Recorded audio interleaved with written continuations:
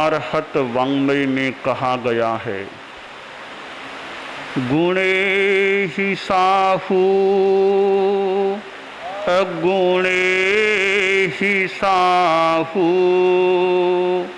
गिन्हा ही साहू गुण मुंच साहू, बियाणिया अपगमपएणम, जो राग दोषे हिंसमोस पूज्यो। आश्रय शास्त्रकार ने बताया, गुणों से व्यक्ति साधु और अगुणों से असाधु बनता है। इसलिए जो साधु गुण हैं, सद्गुण हैं, साधु के गुण हैं, उनको ग्रहण करो और असाधु गुणों को, असद्गुणों को, अगुणों को छोड़ दो। जीवन का एक हमारा ध्येय बन जाए कि गुणों को ग्रहण करना और अगुणों को दूर रखना। छोटे छोटे गुण जीवन में ग्रहण कर लिए जाएं, जीवन हमारा अच्छा बन जाएगा। और अगुण कोई है भीतर में, उन्हें दूर कर दिया जाए। जो अगुण नहीं है उनको ग्रहण किया न जाए। इससे जीवन भी निर्मल अच्छा बनता है, रहता है, और हमारी चेतना शुद्धता को प्राप्त होती है। हम किसी आदमी से मिले तो तत्काल मिलने के साथ तो उसके बारे में ज़्यादा जानकारी हमें मिले न भी मिले, लंबे समय साथ में किसी के रहना होता है तो पता चलता है कि इसमें क्या गुण हैं और क्या कमियां हैं, अवगुण हैं। तो साथ में रहने से पता चले या कभी तत्काल भी पता चल जाए कि यह इसमें विशेषता है, तो विशेषता के प्रति हमारे मन में सम्मान का भाव होना चाहिए, रहना चाहिए। और यह ध्यान दें कि इसमें यह विशेषता है, यह गुण है, क्या मैं भी इसे ग्रहण करूं, यानी मेरे में यह विशेषता है या नहीं। अगर है तब तो अच्छी बात है। अगर मेरे में यह विशेषता नहीं है, क्या इस विशेषता को अपनाना मेरे लिए संभव है? अगर संभव है तो मैं प्रयास करके इसे ग्रहण करने का प्रयत्न करूं, ग्रहण करूं। उदाहरण के लिए, एक आदमी के साथ कई महीनों तक रहने का मौका पड़ा, काम पड़ा, लगा ये आदमी मितभाषी है, ज्यादा बातें नहीं करता, बोलने का संयम है। तो हम यह देखें कि इसमें बोलने का संयम है, मेरे में ऐसा संयम है या नहीं। अगर है तो अच्छी बात है।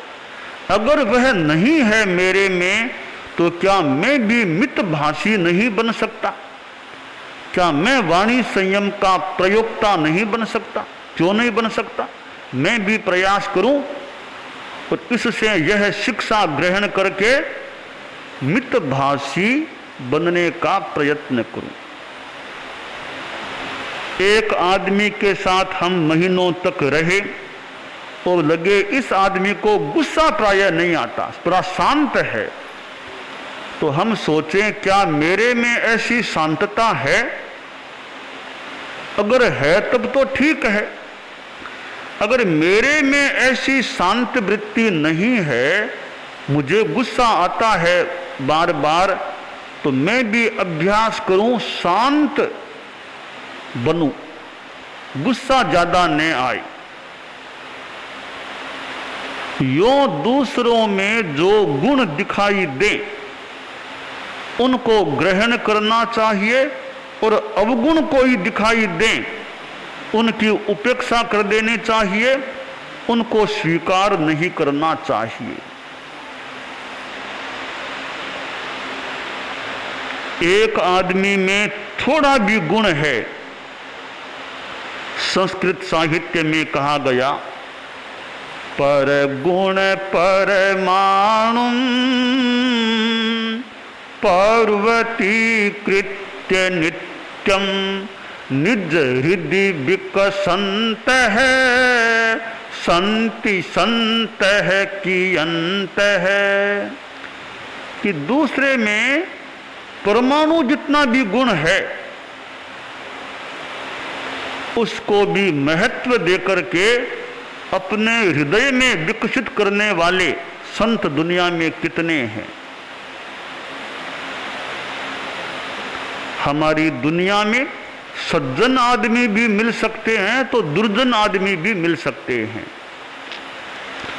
और सज्जन और दुर्जन में अब देखने में तो क्या फर्क का पता चले, कुछ अनुमान कभी हो जाए, परंतु मोटा मोटी क्या अंतर लगेगा देखने में। तो कई बार दुर्जन खूब अच्छे कपड़े पहने हुए हो सकता है, सज्जन साधारण वेशभूषा में हो सकता है।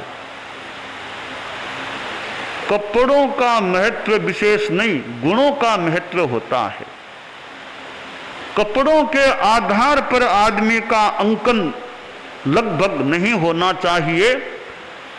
आदमी का अंकन उसके आचरण, संस्कार, गुणों के आधार पर होना चाहिए। दर्जी आदमी का निर्माण नहीं करता। दर्जी तो कपड़े बना दे, कपड़े सिलाई कर दे। सिलाई कपड़ों की दर्जी कर सकता है, पर आदमी के व्यक्तित्व का निर्माण, गुणात्मक निर्माण का काम दर्जी का नहीं होता है। कैरेक्टर मैक्सिमन, चरित्र आदमी को बनाता है, नोट टेलर, टेलर नहीं बनाता है। एक राजा था और सभा में विराजमान था राजा। एक कोई आदमी आया, राजा ने विशेष कोई ध्यान नहीं दिया, महत्व तो दिया ही नहीं, वो बेचारा आके बैठ गया। बाद में राजा ने उसको बात का समय दिया। 5-7 दिन वह राजा के आसपास रहा। वापिस वह जाने लगा, विदा होने लगा, तो राजा खुद उसे सी ऑफ करने के लिए गया, पहुंचाने के लिए गया। ठीक है, घटना संपन्न हो गई। कुछ दिनों बाद एक और आदमी आया, राजा सभा में विराजमान था, अच्छे कपड़े पहने हुए थे, तो राजा उठा, उसका मान सम्मान किया, बिठाया। वह भी 5-7 दिन तक राजा के आसपास रहा। जब वह जाने लगा, विदा होने लगा, तब राजा ने रुख भी नहीं जोड़ा, पहुंचाने के लिए जाने की तो बात ही दूर, रुख भी नहीं जोड़ा। घटना संपन्न हो गई। राजकुमार आया राजा के पास, बोला, पिताश्री, मैंने ये 2 प्रसंग देखे हैं। पहला आदमी आया तब आपने महत्व नहीं दिया, गया तब आपने सम्मान दिया। दूसरा आया तब आपने सम्मान दिया, गया तब सम्मान नहीं दिया। इसका कारण क्या है? यह इतना फर्क कैसे पड़ा? राजकुमार थोड़ा छोटा ही था उम्र से। राजा ने कहा, देखो वत्स, आते समय तो कपड़ों का सम्मान, जाते समय गुणों का सम्मान। पहली बार जो आदमी आया था साधारण कपड़ों में था, मैंने भी ध्यान विशेष नहीं दिया। जब साथ में रहा तब मैंने जाना कितना विद्वान आदमी, गुणी आदमी है। तब मैंने जाते समय उसको सम्मान दिया। दूसरा आदमी आया, जेंटलमैन था, अच्छे कपड़े, मैंने उसको सम्मान दे दिया। साथ में रहा, तब पता चला कि आदमी में गहराई नहीं है, साधारण सा आदमी है आचरणों में और ज्ञान में। तब मैंने जाते समय उसको सम्मान नहीं दिया। तो आते समय कपड़ों का सम्मान भले हो जाए, वो भी ऐसे तो कौन करेगा, फिर भी मान लो हो जाए तात्कालिक रूप में, जाते समय गुणों का और ज्ञान का सम्मान होता है या हो सकता है। तो मनुष्य यह सोचे कपड़े मेरे बढ़िया हों या नहीं। मेरे सामने शिविर के बालक बालिकाएं बैठे हैं। जिंदगी में कपड़ों का महत्व ज्यादा नहीं होता, जिंदगी में गुणों का महत्व होता है, योग्यता का महत्व होता है। कपड़े तुमने कितने बढ़िया भी पहन लिए, टाई लगा ली और बढ़िया कपड़े पहन लिए, वो छोटी सी थोड़ी सी बात है। तो जीवन में विशेषताएं कितनी, ज्ञान की गरिमा कितनी, आचार की उच्चता कितनी, इस पर ज्यादा ध्यान देना चाहिए कि जीवन में ज्ञान बढ़े और आचार की निर्मलता रहे। संस्कार अच्छे होंगे तो आचार भी अच्छा हो सकेगा। जीवन में ईमानदारी है या नहीं, ऑनेस्टी है या नहीं, हमारे व्यवहार में, लेन देन में, कार्य करने में प्रामाणिकता, ऑनेस्टी, मोरलिटी वह कितने अंशों में है, इस पर यानी गुणों पर ज्यादा ध्यान हमारा जाना चाहिए, रहना चाहिए।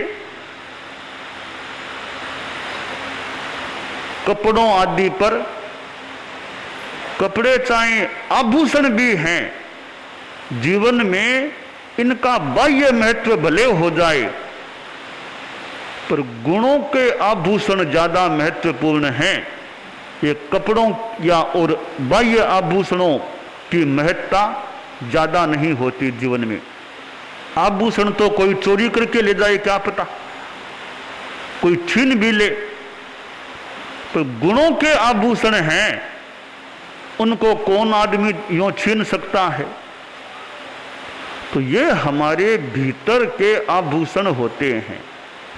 वो किस प्रकार के आभूषण हो, आचार्य सोमप्रभ सूरि ने सुक्ति मुक्तावली में कहा है, करे श्लाघ्य त्याग है शिरसि गुरुपाद प्रणमनम मुखे सत्यावाणी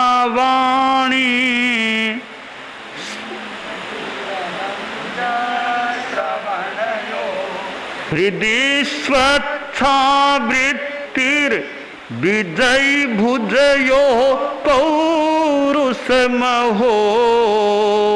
विनाप्यैश्वर्येण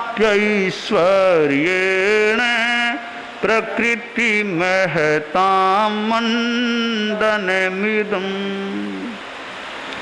करे श्लाघ्यस्त्याग है शिरसि गुरुपाद प्रणमनम मुखे सत्यावाणी श्रुत मधिगतम च श्रवणयोः हृदय स्वच्छावृत्तिर विजयी भुजयोः पौरुष महो विनाप्यैश्वर्येण प्रकृति महतां मंडनमिदम्। 6 आभूषण बताए आचार्य वर ने।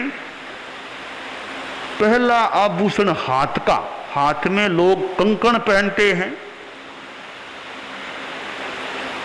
संस्कृत में कहा गया दानेन पाणिर न तु कंकणेन, हाथ की अंतरंग शोभा दान से होती है, कंकण से नहीं। जो आदमी हाथ से दान दे, शुद्ध साधु को दान दे, उसका तो कहना ही क्या। तो हाथ की श्लाघ्यता, हाथ का आभूषण त्याग, त्याग यानी दान, दान होता है। सिर का आभूषण क्या, गुरु के पैरों में प्रणाम करना, यह सिर का आभूषण है। और कुछ सिर में पहन लो, वो बाह्य आभूषण भले हो जाए, गुरु को प्रणाम करना सिर का, गुरु के सामने झुको, पंचांग प्रणति करो, मस्तक को जमीन तक ले जाओ, यह सिर का आभूषण होगा। चरण स्पर्श मौका हो तो कर लो, वरना जमीन तक, जमीन के आसपास तक मस्तक झुकाकर भी गुरु को प्रणाम किया जा सकता है। मुखे सत्यावाणी, मुंह का आभूषण क्या? सोने के दांत है, वो मुंह का कोई अंतरंग आभूषण नहीं है। कोई कोई आदमी सोने के दांत लगवा ले, वो बड़ी बात नहीं। विद्यार्थी, ये शिविरार्थी यह ध्यान दें कि मुख से सत्य भाषा का प्रयोग करना मुख का आभूषण होता है। बात बात में झूठ बोलना यह आभूषण नहीं, सच्चाई रखना आभूषण है मुख में। कान का आभूषण क्या? संस्कृत में कहा गया, श्रोत्रम श्रुते नैव नतु कुंडलेन। श्रोत्र है वो श्रुत से शोभित होता है, कुंडल से नहीं। कुंडल बाह्य शोभा है। तो कान की शोभा ज्ञान की बात सुनने से होती है। संतों का, गुरुओं का, ज्ञानियों का प्रवचन सुने, आगम की वाणी सुने, पवित्र बातें सुने, शिक्षा की बातें सुने, यह कान का आभूषण होगा। हृदय का आभूषण क्या? स्वच्छा वृत्ति, हृदय में सरलता, निश्चलता, यह हृदय का आभूषण है। विजयी भुजयो हो पौरुषम, पौरुषम भुजाओं का आभूषण क्या? विजेता पौरुष, जीतने वाला पौरुष, पराक्रम, यह भुजाओं का आभूषण है।